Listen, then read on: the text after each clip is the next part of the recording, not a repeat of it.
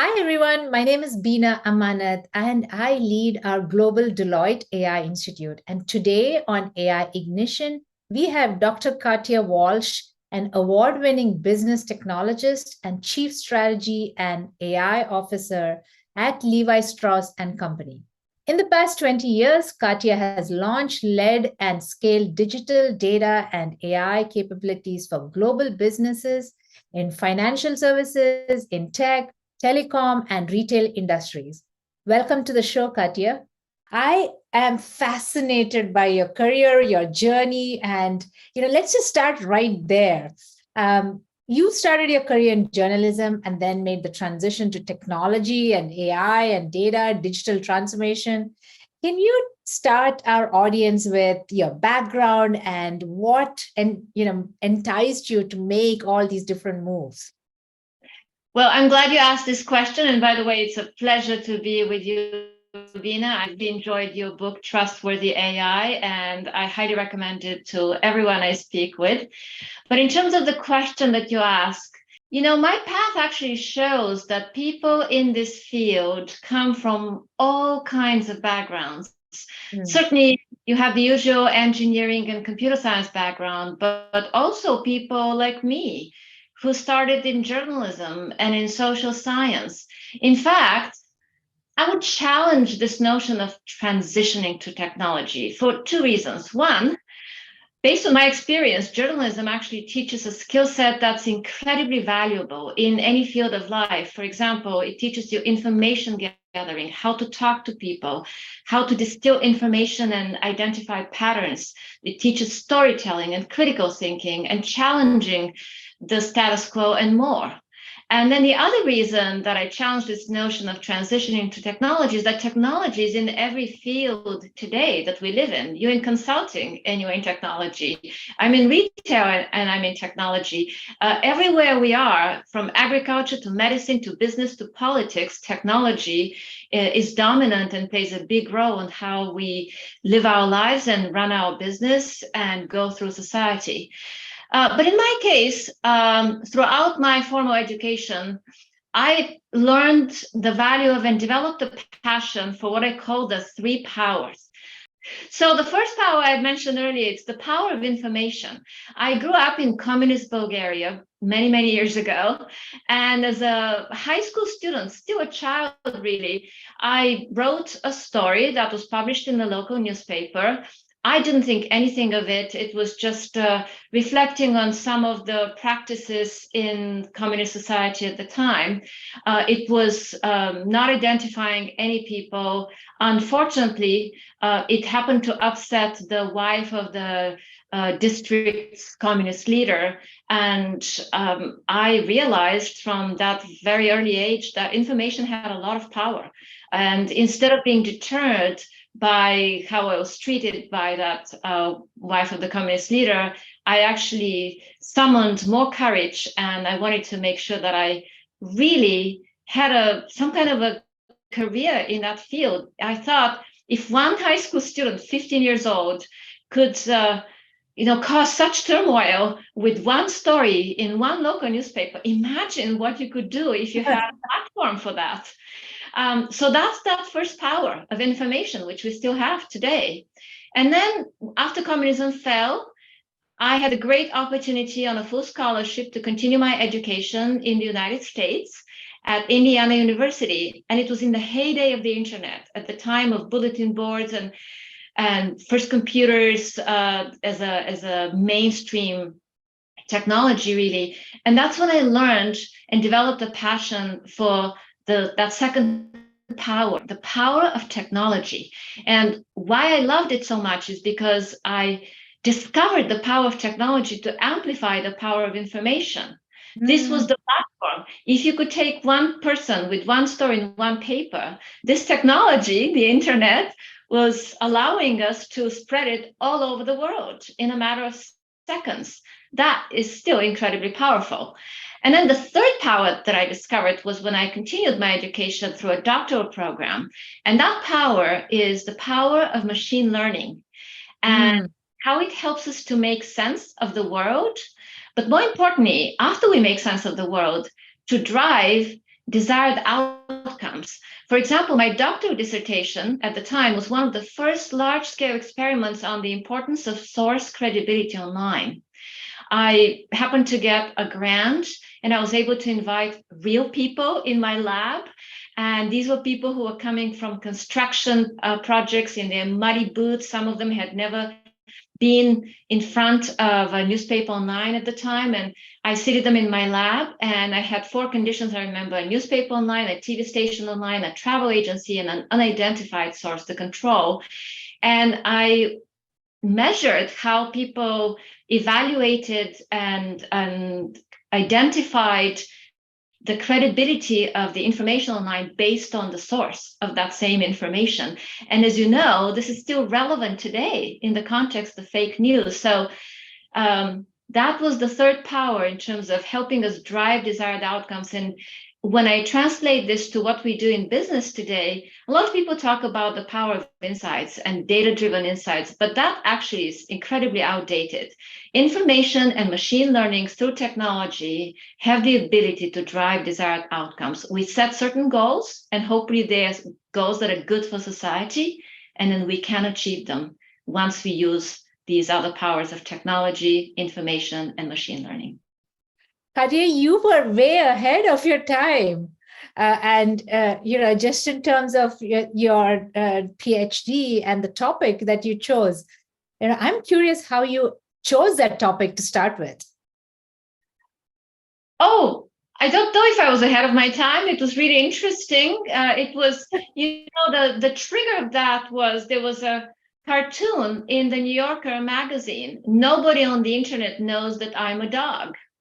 And that was really the inspiration for my dissertation. But as the technology really proliferated our lives and became mainstream, an issue of anonymity, of credibility. Katia, I love that story, and it's funny, right? The sources of inspiration that we have, and thank you for sharing your background and how one thing led to the other. And it almost seems like there is a pathway towards working in technology if you're keen on it for anybody, right? Doesn't matter what your background is. And I know you're a huge advocate for driving more AI fluency, tech fluency.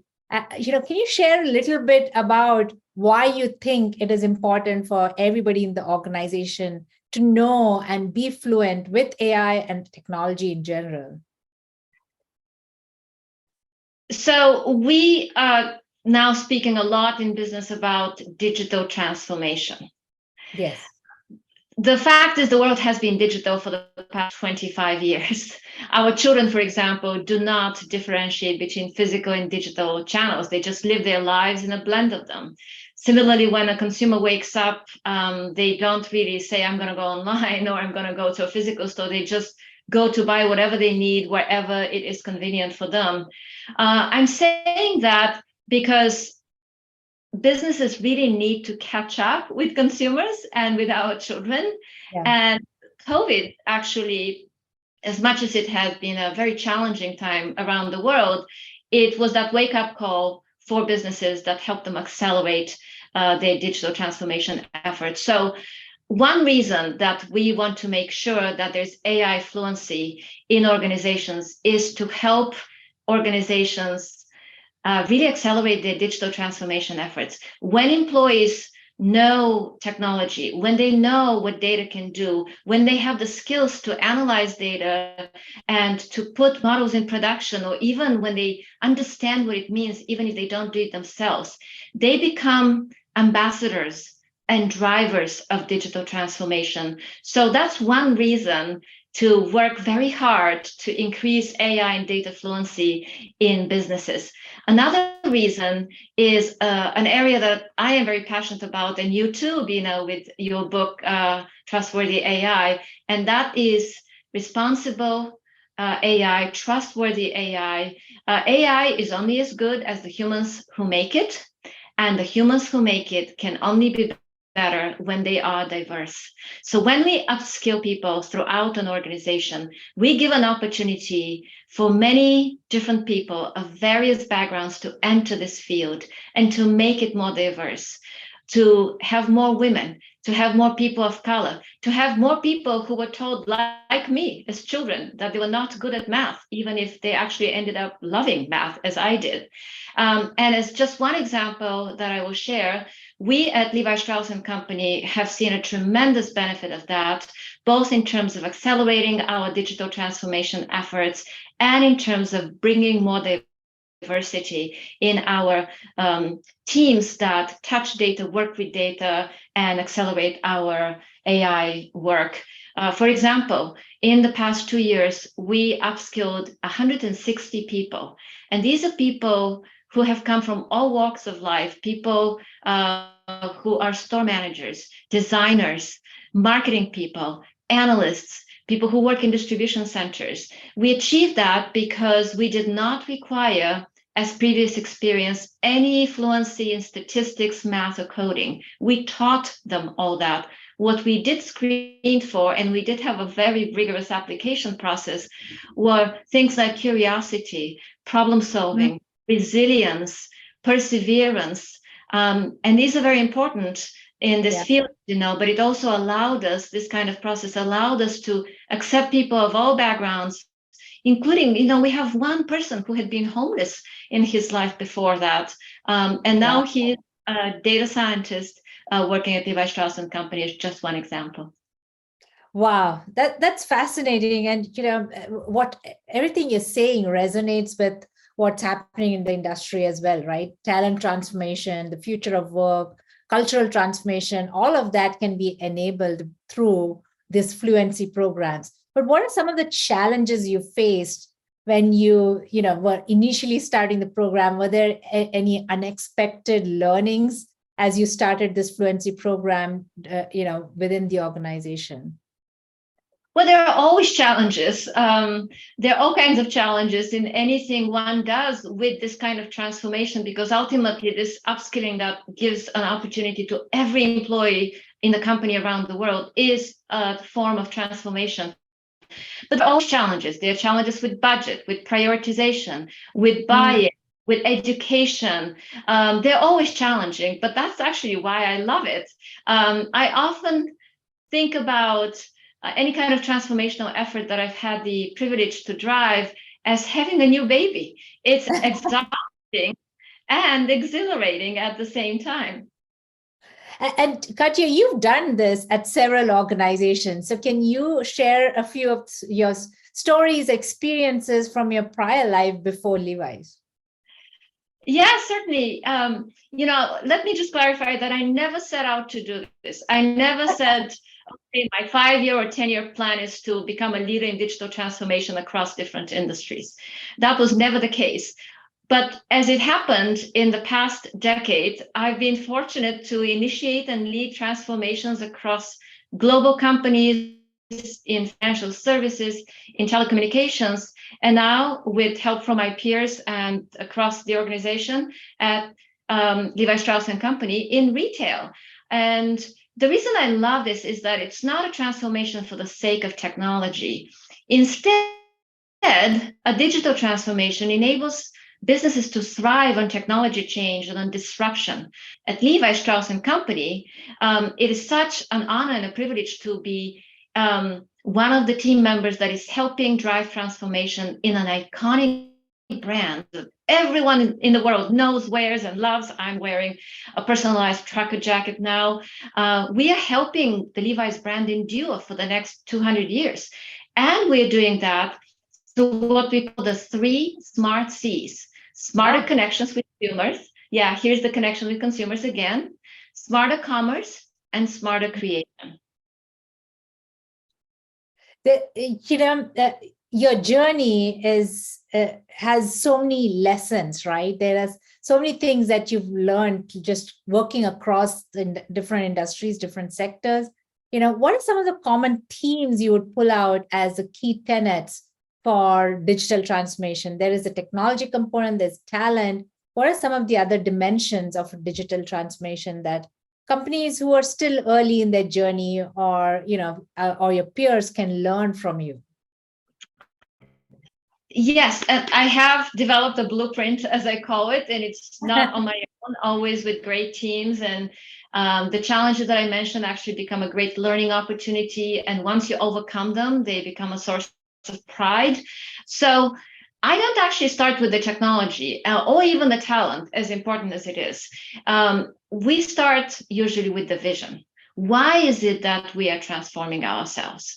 And I just mentioned, at Prudential, it was really about regaining that connection with consumers. At Vodafone, it was about helping the company be as indispensable to its customers' lives as the devices that it connected for them. At Levi's, it's about enduring for the next 200 years, being the best apparel company across any industry, across the world, famous for its brands and its values, a platform for doing good. And if you're not around, if you're not a healthy business, if you're not relevant, you cannot do that. So it really starts with a vision. And then, of course, we go about how do we deliver on that vision? It's through a combination of talent, like you said, always talent. People are the most important building block in a digital transformation. The processes, they're also important. And I don't mean bureaucratic processes, but I do mean changed ways of doing business. Whether it's helping technology transition from a mindset of being a service provider to a partner and actually an embedded member of the business. I frequently correct people in my teams when they say the business says that to us. We are a part of the business. So people, processes, technology, obviously, and data, very important. So the 4 building blocks of digital transformation that help us drive toward the vision we have set in mind are the people, the processes, the data, and the technology. How crucial is AI for a digital transformation journey? Where does it come in? Or, you hear too often that data is fueling the digital transformation, but it's AI driving a lot of the insights, right? What's in your vision, in your experience, where have you seen AI coming into the picture, and what's kind of impact that AI brings to a digital transformation? Well, this is like you're asking me to choose between my children, right? I love all my children. But when we think about the essence and the drivers of a digital transformation, it really is a flywheel. It starts with digital products and services. It's digital products and services that have given us big data. As much as I didn't like the term because it sounds like Big Brother, we are living in a time of so much data, and this podcast, because it is being recorded, that is data. Whoever listens to that in the future, in addition to all your other podcasts that you've led, that will be some kind of a data set for them. But digital products and services give us a lot of data. And it is all these data that fuel artificial intelligence. Without that kind of data, until recently, AI was just not possible, even though the term and the discipline has been around for much, much longer, since the 50s, really. And it's artificial intelligence that in turn goes back and helps us craft and deliver even smarter digital products and services. So it's this flywheel that keeps going and going. So I cannot choose among the three. Digital, data, and AI are the essence of digital transformation. Love it, love it. And you touched on this briefly, Katia, about bias and building responsible, trustworthy AI. One of the key challenges, especially in industries that are focused on consumers or the end customer, with working with lots of human data, there's a huge challenge around bias, right? How are you looking to avoid bias in the platforms that you're designing, building, implementing? What are some of the best practices that you've learned over the years? So one thing that I've learned from a long time ago, actually, to go back to my dissertation, is that you can never fully eliminate bias. Yeah. It doesn't mean that we should not strive for it, but bias is just part of life. So we have to do our very best to minimize bias. But if we set our sights on completely eliminating it, we would be disappointed. It would be not just a lofty goal, it would be impossible. So the high but achievable goal is to minimize bias, which is imperative, absolutely imperative for any organization that is using AI or will be using AI in the future. Because if the AI products are biased, it would ultimately mean for the organization that it's not able to achieve the outcomes that it desires. It will not reach its goals. In fact, it can very often lead to unintended consequences, sometimes with catastrophic results. So I love to inspire people and talk to them and paint the picture of what's possible and then make it happen together. But at the same time, we have to be aware of the pitfalls and the dangers because they are there and we have to guard against them. So how do we minimize bias? I mentioned one of them, very critical factor, diversity of people. If our team, it's the humans that create artificial intelligence, at least for now and the foreseeable future. It's the humans that write the algorithms. If the humans who are the architects of it are not diverse, then that's a big problem. That is why it is so important to upskill people, to get people of different backgrounds, to not have the stereotypical profile that has been around for years, to augment that, to enrich it, in fact, to break that stereotype completely. So diversity of teams is hugely important. The second pillar of diversity is diversity of data sets. I'm a huge proponent of let all data that you can flow together. Internal data, structured data, but also external data, unstructured data. And at Levi's, one of my proudest moments of the teams that I've worked with is that we have built a live streaming repository of data. We call it a data ocean. That is aggregating our financial data, transactions, what we know about our consumers, always with their permissions in place, always with their permissions. But at the same time, we have put in our data ocean climate data, economic outlook, epidemiological models, social media trends, and anything else we can get our hands on, again, always with permissions. But when you marry data that have never met each other in the past, the power is immense, and you may not even have a hypothesis of what would happen until you actually put these data sources together. And when you have diverse data sets, that's when you can also minimize bias. And the third, and by the way, these are not in order of importance, they're equally important. The third way of minimizing bias is to make sure that we do use open source tools, or at least diverse tools.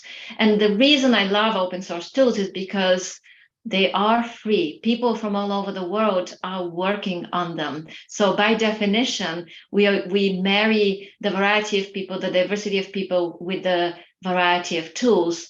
And having the combination of diverse people, diverse data, and diverse tools can truly help us minimize bias.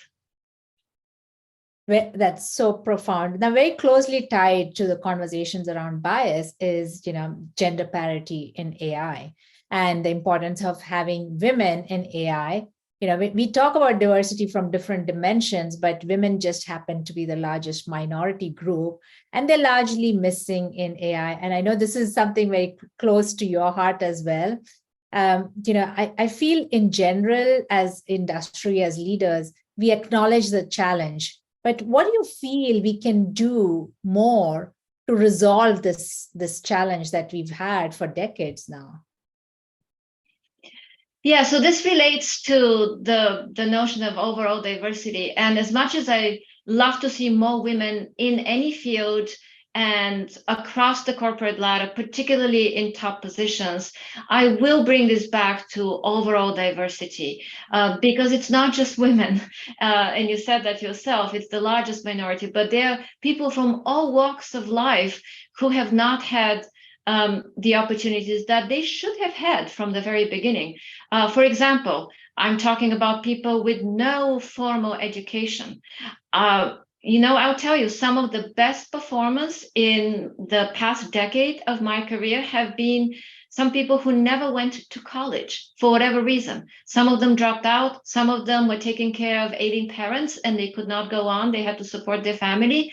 But they have been so on top of their field. They know all the tools that they have been some of the best in this field. So it really is about giving people a chance, talking to people, hiring them, training them, but giving them a chance, not simply looking at what this person has done in the past. A lot of people talk about, oh, I'm hiring people for potential, but the reality is they don't. Let's really put our actions where our mouth is and give people of various backgrounds a chance. I hear you, and a lot of it is just talk without really walking that talk. And part of the reason I feel is also there is no clear playbook, right? Around, here is how you assess potential, or here is a kind of, adjacencies that you can look for. Here are the kind of trainings that need to be provided. What are some of the best practices that you've learned to really be able to give those opportunities to communities who don't have that access?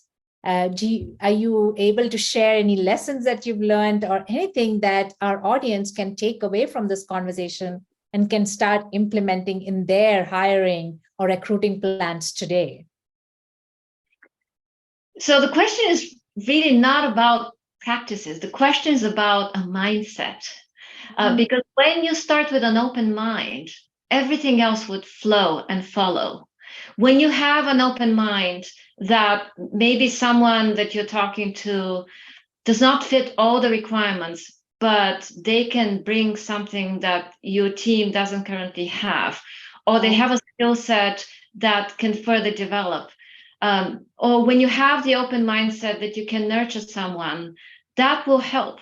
And it doesn't mean that everyone would achieve that potential when you give them a chance. There will be some people who cannot do it, and that's okay. You've given them a chance. As a human being, as a mentor, as an executive, you can never feel bad about giving someone a chance. Even if they don't work out, you have given them a chance. So it really is about a way of thinking and giving people a chance.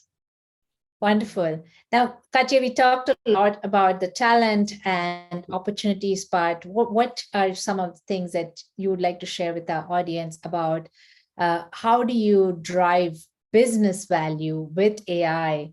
How do you even begin defining that vision? Because we do an annual survey, which actually just came out a few weeks ago. And there are still a lot of companies that are very early in their journey with AI, with digital transformation. What's your advice to companies that are just getting started? Every company today is a data and AI company, whether it realizes it or not. So those companies that have realized it, that's great. And we can talk about how to get started. And those that haven't realized it, they better wake up and figure that out soon, because they will be left behind. It's about staying relevant. But in terms of the blueprint of how to get started, I just mentioned that earlier, it all starts with a vision. And sometimes it's as simple as asking the question, why? Why is a very powerful question. We ask that question as children all the time, incessantly, driving our parents crazy. And then somehow later in life, we lose that mindset of challenging, of questioning, of looking to understand. But that is critical to getting started with a digital transformation. Why is it that we are not as connected with consumers? Why is it that we are not getting more revenues from such and such? Why is it that our consumer scores are down when the competitors are up? These are all examples of why. And when you ask the question why, and if the answer is because we've always done it this way, that's not a good answer, but that helps us get to that vision. And when we have the vision, that's when we can start putting the building blocks in place. But it's also about the realization that it's not about use cases. A lot of companies used to talk about use cases in this field. What I'm talking about is a capability. It's a way of doing business. We don't have use cases in marketing. We don't have use cases in product development. We don't have use cases in sales. We don't have use cases in HR or finance. These are the established functions. So why should we have use cases in what is now a core of doing business? And that is, again, a mindset shift that has to occur. That's why a big part of getting started is the vision, but also the communication, the education, getting people on board and showing the value. So at Levi's, for example, we have been relentless at driving value. Even when there were just a dozen of us, usually when I go to an organization, because I'm transforming, I'm building a new function, it's just me. I start from scratch, from zero, and then I start building teams and capabilities. But at Levi's, in the depth of the pandemic, we created a SWAT team that would meet every day, and we were just so focused on showing the organization at a time when everyone thought that it was unpredictable, that actually a lot in life is predictable. And we did set out to predict what would consumers need, what would they do when we reopened the stores, what they would pay. One of the reasons that Levi's has had one of its healthiest financial margin just in the past 2 years has been the fact that we have used technology and data and AI to predict consumer demand and to predict the strength of the brand and to predict the price that consumers would pay, which is incredibly powerful. That's why we have this combination of 3 C's.